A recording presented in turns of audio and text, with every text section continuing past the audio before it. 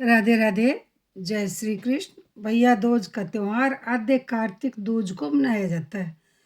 भैया दूज को बहन ने अपने भाइयों को जिमाए, अपने हाथों से टिक्का लगाए, नारियल दे, भाई अपनी बहनों को रुपए दे। यदि बहन भाई को अपने हाथ से जिमाए तो भाइयों की उम्र बढ़ती है और जीवन के कष्ट दूर होते हैं। भैया दूज की कहानी। एक ब्राह्मण के दो संतानें थी, एक लड़का और एक लड़की। लड़की बड़ी सुशील थी। वह अपने भाई को कभी नाराज होकर बुरा भला नहीं कहती थी। भाई अपनी बहन से मिलने उसके ससुराल गया तो वह चरखा काट रही थी। तभी बहन का सूत का तार टूट गया और भाई के आने का पता नहीं लगा। वह तार बार बार जोड़ रही थी पर वह जुड़ा नहीं। पीछे मुड़कर देखा तो भाई खड़ा था। वह भाई के गले मिलकर अपने भाई के आदर सत्कार के लिए पड़ोसन से पूछने गई कि मेरा भाई आया है, मैं कैसे क्या करूं। तो पड़ोसन ने बताया कि तेल का चोखा लगा ले और घी में चावल पका, परंतु चोखा सूखा नहीं और चावल पके नहीं। तब वह अपनी सास से पूछने लगी कि मेरा भाई आया है, मैं क्या करूं। तो सास ने कहा कि गोबर का चोखा लगा, दूध तथा पानी में चावल डालकर खीर बना और अपने भाई को खिला। उसने गोबर का चोखा दिया और दूध में चावल डालकर खीर बनाई और अपने भाई को खिलाई। दूसरे दिन भाई के रास्ते के लिए वह चक्की में आटा पीसने लगी। आटे के साथ चक्की में सांप पिस गया। अंधेरा था, उसको कुछ दिखाई नहीं दिया, परंतु उसे पता नहीं चला। उसने उस आटे के लड्डू बना दिए और कपड़े में बांध कर दे दिए। जब भाई चला गया तब बहन को सांप पिस जाने का पता चला। वह अपने बच्चे को पालने में सोता छोड़कर भाई की राह पर चल दी। बहुत दूर जाने पर उसको भाई एक पेड़ की छाया में सोता हुआ मिला।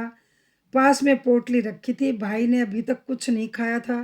बहन के ने सारे लड्डू फेंक दिए और भाई के साथ पियर चली गई। रास्ते में उसने भारी भारी शिलाएं उतरती हुई देखी।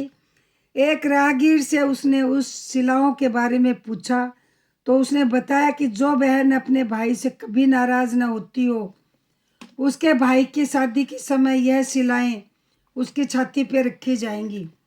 थोड़ी दूर जाने पर उसे एक नाग और नागिन मिले। नाग बोला, जिसकी छाती पर ये शिलाएं रखी जाएंगी उसे हम खा लेंगे। उपाय पूछने पर नागिन ने बताया, भाई के सब काम बहन करे तथा भाई भावज को कोस कर गालियां दे तभी वह बच सकता है। वहीं से वह भाई को कोसने लगी और गालियां देती पियर पहुंच गई। माँ बाप को बेटी का व्यवहार अच्छा नहीं लगा। विवाह का लगन आई तो वह भाई को गालियां देती हुई स्वयं लगन चढ़ने लगी। जब घुड़ चढ़ी हुई तो वह खुद घोड़ी पर चढ़ गई। जो ही वह घोड़ी पर बैठी तभी शिलाएं उड़ती हुई आई और पुरुष के स्थान पर नारी को देखकर वापस चली गई।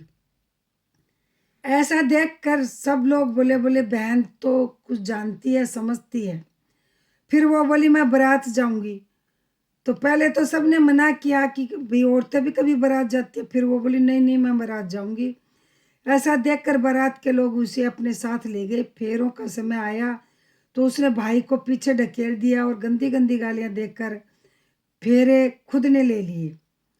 वह सब काम स्वयं कर रही थी, यहाँ तक कि सुहाग रात को भाभी के साथ स्वयं सोने चली गई थी। समय आने पर नाग नागिन उसके भाई को काटने आई। वह तो जानती थी कि उसने नाग नागिन को मारने की तैयारी पहले ही कर रखी थी। उसके आते ही दोनों को मारकर जेब में रखकर 3 दिन तक सोई रही। सारे मेहमान विदा हो गए। तब उसकी माँ को उसकी याद आई, उसे भी विदा करें। विदा के समय उसने माँ की उपेक्षा कर गुस्से से कहा कि मैं इतनी नीच नहीं हूँ। उसके मरे हुए सांपों को दिखाया और बताया कि नाग नागिन भाई भाभी को डसने आए थे। मैंने अपनी जान पर खेलकर भाई के जीवन की रक्षा की है। इसी भाई के पीछे मैं अपने बच्चे को पालने में रोते चिल्लाते छोड़कर आई हूँ। मेरे भाई भाभी को किसी प्रकार का कष्ट न हो। यह कहकर जब वह लौटने लगी तो माँ और भाई को उसे रोका और आदर के साथ विदा किया। भैया दूज के दिन चित्रगुप्त की पूजा के साथ साथ दवा तथा पुस्तकों की भी पूजा की जाती है। यह भैया दूज की कहानी थी। अब विनायक जी की कहानी। एक मेंढक था, एक मेंढकी थी, सरोवर के किनारे रहते थे। मेंढकी कहती, जय गणेश काटो कलेश, जय गणेश काटो कलेश। एक दिन मेंढक ने हमारी कुटी पर एक पुरुष का नाम लेती है, तू मेरा नाम लिया कर, महाराज गणेश जी को ध्याएंगे तो सदा सुख पाएंगे। ऊपर से बोले मेंढक, मेंढक मन में बोले जय गणेश काटो क्लेश, जय गणेश काटो क्लेश। एक जल्दबाज आई, घड़े में भर के ले गई, चूल्हे पे चढ़ा दिया। मेंढक की तरफ गर्म पानी, मेंढक की तरफ ठंडा पानी। मेंढकी बजले क्या बजती थी, आज कष्ट काटे तो मैं भी पूरी जिंदगी बजूंगा। महाराज बोलो जय गणेश काटो क्लेश, जय गणेश काटो क्लेश। दो नाडिये लड़ते हैं, मटके के लात की मारी, मटका टूट गया। मेंढक मेंढकी सरोवर के किनारे जाके बैठ गए। हे महाराज, उनका कष्ट काटा ऐसा सबका काटियो, कहते सुनते उकारा बढ़ते अपने सारे परिवार का। ये कहानी सुनने के बाद जल के लोटे से सूर्य को अर्घ दे देते हैं और उसी थाली की रोली और चावल लेके भाई की टिक्का करते हैं और फिर भाई बहन को पैसे देता है और बहन के घर खाना खाते हैं। ये कहते हैं कि बहन के घर खाना खाने से भाई की उम्र बढ़ती है। भैया दूज के दिन भाई को बहन के यही खाना खाना चाहिए।